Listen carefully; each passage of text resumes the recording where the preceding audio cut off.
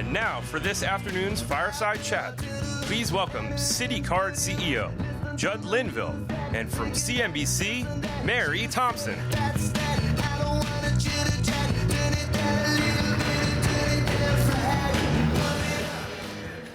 All right, take your water. We got a full house. Thanks for joining us, everyone. Man, this is no longer a baby. No. Take a look at that. I know. 4 years. How many years have you been here now? 4 years. Wow. It's all grown up. Yeah. Does that make you nervous when you see all these people out here? I actually can't see anybody out here, so I'm just fine except for my 3 friends right up front. Placement is key. Why don't we start with what you've been doing at Citi with technology to improve the consumer experience? Sure. So it's one, you walk around a trade show like this and you see the technology and what's possible. I'll tell you, I can get charged up about the application of technology. What really is digital payments? But if you think about it, people don't wake up every morning thinking, I can't wait to make a payment. No. What technology does is actually, think for example, my daughter, who's works on a trading desk, Midtown Bank, means she gets up really early. She goes to Starbucks, takes her smartphone, QR code tied to her card. Goes to the gym, doesn't have to present a card, recurring billing.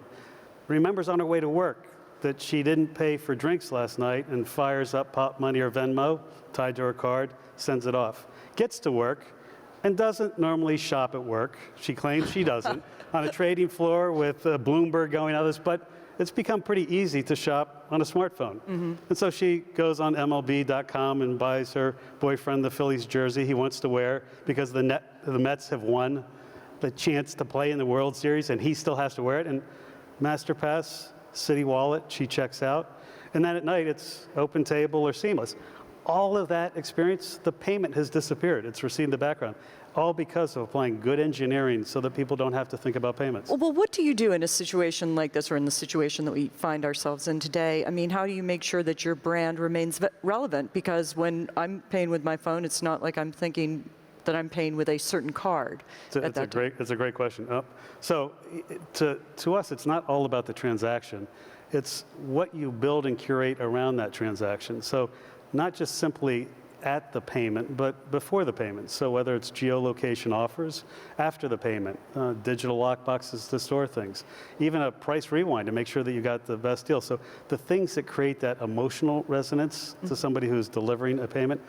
The other side of it is, I joke with many of the younger cohort that are in this crowd that we were digital before digital was cool. If you think about it, the card with the mag stripe on it that was replacing paper currency, coins, and checks for quite some time. The next model, in terms of where it's going to go, is really about speed and security, and how do we figure out how to not just take speed and security for cost arbitrage, but actually to design a better experience. And I think that's what many of the engineers and many of the mobile capabilities bring. I have to ask you about security via EMV because I spoke with Vinod Khosla of Khosla Ventures, the venture capitalist, yesterday, and he left us with the final thought that EMV is basically stupid. He doesn't think it's going to last long, and those are his words, not mine. So, you know, when you hear this, I'm sure that you've spent a lot of time and effort in getting them out to your clients and making sure that everything's set up. So when you hear that, what would your response be? So I've got a favorite quote. I would have liked to have heard his remark that it was stupid beforehand, but I actually think that if you consider EMV, there's a wonderful Churchill quote that generals tend to prepare the next battle based on the last war. Meaning if it was a war in the mud, we're preparing for that. If it was in the air, to me, it's really not about EMV. EMV is technology that's been around for a long time. In the US, we're one of the last markets, frankly, to adopt those standards. And when I think about NFC and what that can do in terms of both speed and security, and more important, tokenization. So to me, this is about how do we prepare for that next war. The fact is cybersecurity is an evolving threat. It's a persistent threat.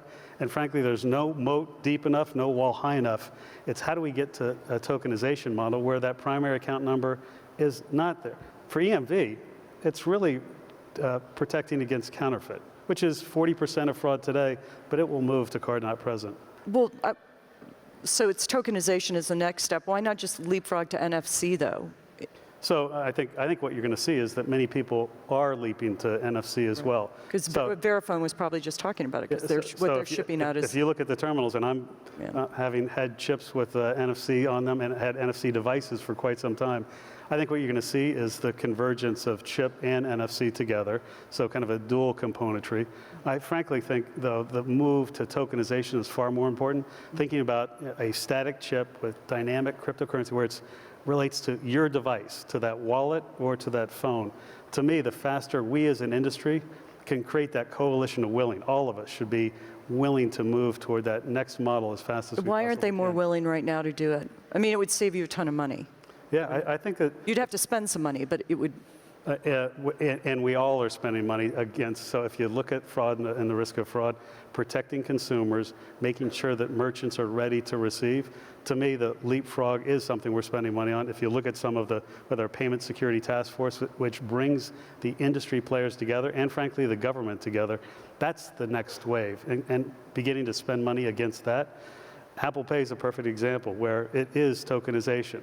You're going to see MasterPass that is tokenization. To me, it's how do we leapfrog as quickly as possible. That primary account number you don't want exposed on merchant sites, and the merchants don't want that either.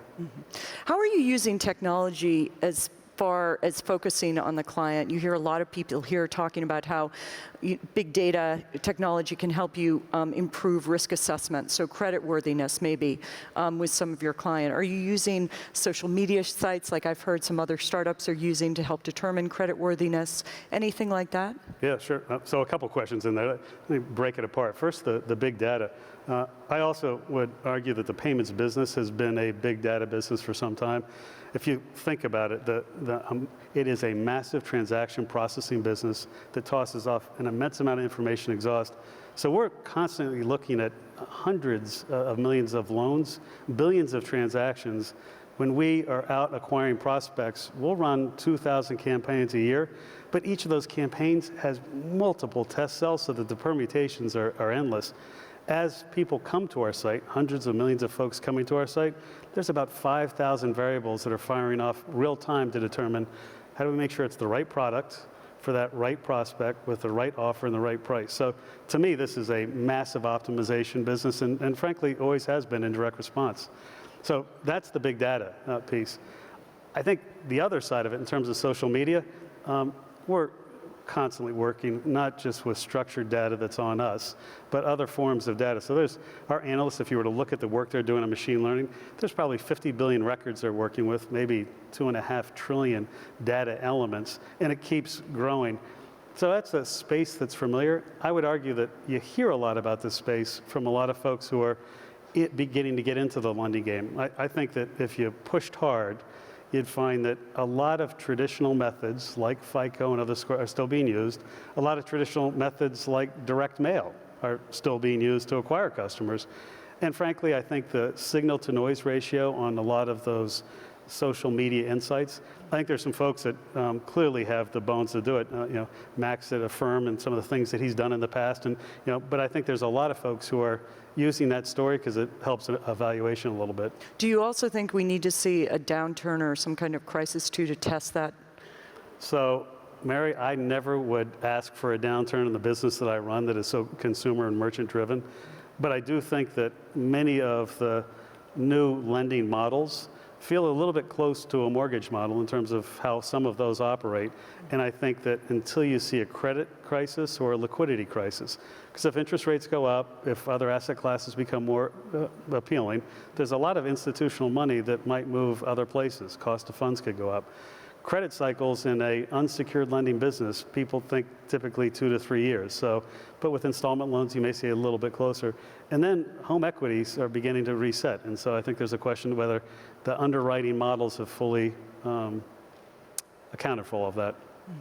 Tell us a little bit about what you're seeing with the consumer, about how they're changing the way they use their card. I know we have all, anyone who follows the business will know that there's been an effort for them to not maintain big balances on their card or anything like that, and they've been paying it off. What else have you seen in terms of usage? Yeah, I think a couple things. One is, as I describe the experience of my daughter, it's got to the point where folks don't think about making the payment because it's embedded and it's received to the background. To me, that's important. It's all the other elements we can curate around it. But what we've seen is there is a massive conversion to mobile. So just a couple of stats in terms of what we've seen.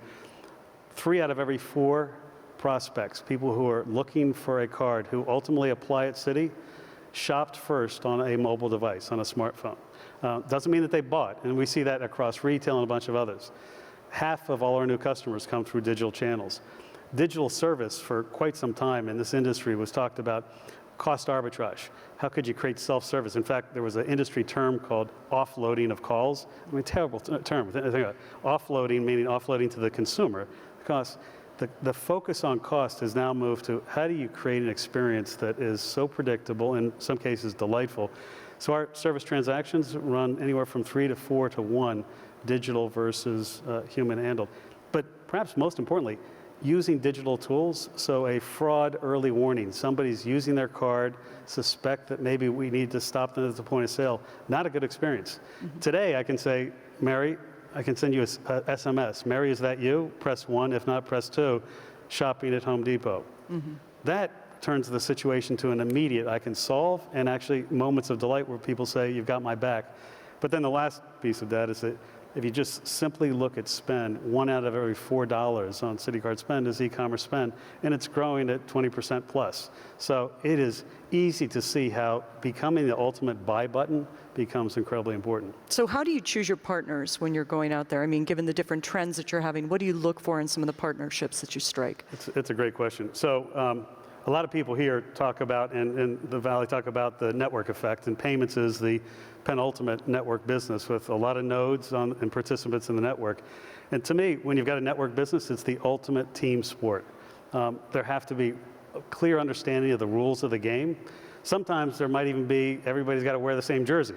How you think about how you present things, what the brand is, and also what the roles are and what you play. So not unlike a basketball team, you want the big 7-foot center, but you also need a point guard that can dish the ball, a shooting guard that can put it in. And people need to understand that there's different roles to play. As we look at partnerships, it's something in payments that's pretty well established. Co-brands like the American co-brand, the Hilton co-brand, and most recently Costco.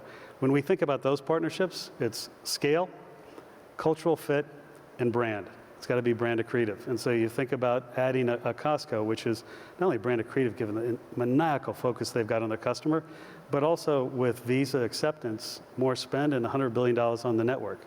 For emerging payments players, I'd say it's not yet those things because it's much more a willingness to convert cash to electronic payments, a willingness to design simple, easy, intuitive things with us. Because I think some of the design and engineering meets payments is going to be the most interesting mashup. And then lastly, thinking about how we build on, refine, and even challenge some of the existing rules. So whether it's the behemoths, the big players, or maybe some of the folks that are coming off the bench that we can kind of test on the court. To me, those are the things that become important. What is one rule that you really want to challenge in the coming year? Boy, there are so many rules that I want to challenge. So give us two. One rule that I would love to challenge, and I think we've been pretty effective in challenging it, is a merchant of record model. So if you think about any model where you can't see through to the merchant, that's not a good model. It's not good for consumers, not good for the merchants, not good for loyalty programs. And I think in many respects that is being debated right now in ways that are intriguing. The other we talked about, I would love more dialogue around tokenization and not being caught in skirmishes around the last war, which EMV, that's happening, that's moving through. But to me, that's not the penultimate solution. And to me, the convergence, NFC and chip, but more importantly, moving to tokenization. Those are two. Since you've been at Citi, you've been at work in simplifying the products that you offer to your clients, but at the same time, as you said, you've wanted to curate the experience to make it more, I'm assuming, personal to your clients. So how do you balance those two things, simplifying the products and then making it more important for the individuals that you serve, or more relevant? Yeah, that's a great question. So to me, as I arrived, there were almost over 800 products around the globe. In my mind, that's like bad city planning gone awry. And at some point, you really have to just say, stop. There's no way you can honor all those products. The second piece is not just simplifying by reducing, but by standardizing. So having a handful of common chassis. Think a cash back product that you have around the globe, a points-based reward product that everybody's going to know, and then that loyalty capability that's built in a single fashion around the globe so that you can go to global merchants and say, I can light up that website around the globe, whatever markets you want to make offers in. That's what makes you stronger. The other side of it is, I don't believe you can innovate unless you've got some good standardization to begin with. Because innovation on top of a broad scale, not clearly defined, turns into craziness. So simplify, standardize, and then build things that differentiate, like a rewards capability. How do you make sure that Citi remains innovative? Because again, just to go back to my conversation with Vinod the other day, he said that he's never seen big companies truly innovate. On the margin, they might build on some of the other innovations that maybe smaller companies do, but how do you make sure that Citi is actually a change agent in your business? So his remark is a common refrain in many of these things, but to be around 250 years, I think somebody must have been figuring out how to innovate and how to change. And I've seen that in a couple of places that I've worked in terms of how do you adapt, and also seen where it can fail. First and foremost, it starts with leadership and the demands to challenge. So as I walk the floor, my first walk on the floor, I suspend disbelief, think anything's possible. The second walk around the floor, I then say, how could we adapt this to our business? Would I want to work with these people? And is this something that's going to be additive to our existing business model? Is it an adjacent business model? Or actually, could it cannibalize the business we've got? But it's such a damn good idea, we better get after it right now. So to me, demonstrating that we're willing to cannibalize existing businesses and models that are going to be better for our clients, both the consumers and the merchants. The second is talent. So I spend an immense amount of my time, and if you were to look around the group, there's an immense amount of talent we've built, and they don't all have traditional payments backgrounds. Head of technology came from Amazon. So as you kind of look at where we're building the talent, and also where we're willing to locate it, and then lastly, how we organize it. I think that large institutions tend to be pretty functionally siloed. We are mashing up teams together and small teams so they can deliver. So, part of it is the willingness of leaders to challenge, part of it is talent, and part of it is then how do you organize the work? When you walk around, how many days have you been here this year? Did you just arrive? I just got here. Okay. So when you look around the floor, I'm assuming you're going to go tomorrow probably. What is it that you'll be looking for? Is there anything specific? I always like to ask that, just to get a sense of what someone in your position would be looking for when you come to a conference like this. So it's too early to say based on a drive-by that I did today. I'd say that a couple things. I do try and go with an immense amount of intellectual curiosity the first time, but a more critical eye the second time. Specifically, I tend to look for, are there insights and understanding from data that could be applied to our business? Are there engineering solutions that radically change the customer experience? Are there loyalty schemes? And I think we've now built a pretty damn good one, the world's largest. But are there loyalty schemes that could be additive or challenge what we've got?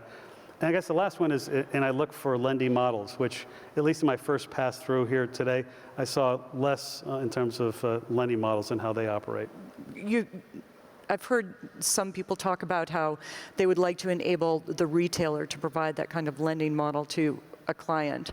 And when I hear about something like this, I think it might be a threat eventually to your business. Do you see it as a threat, or do you think it would be too complicated for the customer in large part because it's easier just to stick everything on your card as opposed to? So the wonderful thing about running a global, truly the largest global issuer, present in multiple markets around the globe, gives us exposure to practices that sometimes these conversations are remarkably US-centric. If you were just to go to Mexico and look at the Banamex business that we've got there, point of sale lending is absolutely there. If you were to go to Korea, if you were to go to Singapore, to Hong Kong, our installment loan business is oftentimes built off of the relationship that we've got with a consumer who's got revolving debt, but we choose, and they choose, because they want to put it into an installment loan. Building relationship where we've got multiple relationships with consumers, and by the way, we then have greater insight into their ability to spend, but also to pay, the ability to then deepen that relationship, to actually capture more wallet share. to me, I never been in a business where people used to battle about launching that next card and it was going to cannibalize it. I'm a firm believer that if you build unique value propositions for your design target and things that are going to be additive to the relationship, that you don't have to worry about the economics. Are you optimistic about your business? Yeah, I'm having a great time, very optimistic. Last question. I think that you have a rather unique insight into the global economy. So what can you tell us about it right now? So I think starting in the U.S., I think many people are probably pretty bullish. I think that it goes through crisis of confidence based on oftentimes things that happen in Washington or others that may not really have that significant impact, but I think people have reason to be bullish. I think that China clearly has slowed down, and you've seen it, but let's remember what their absolute number of GDP is relative to a whole bunch of others. I think when China slows down, it has a contagion effect on other markets. It actually is a bigger echo. It's kind of like they call it the contra-coup effect in terms of concussions. They get here and the concussion happens there. So Brazil disproportionately gets hit when China. And then I think you still have some incredible strength in a bunch of the Asian markets and markets that we have a lot of exposure to. All right. Jud, I want to thank you for joining us today. That was great. We've been speaking with Jud Linville, CEO of Citi Cards. Thanks for joining us. Thank you, Mary.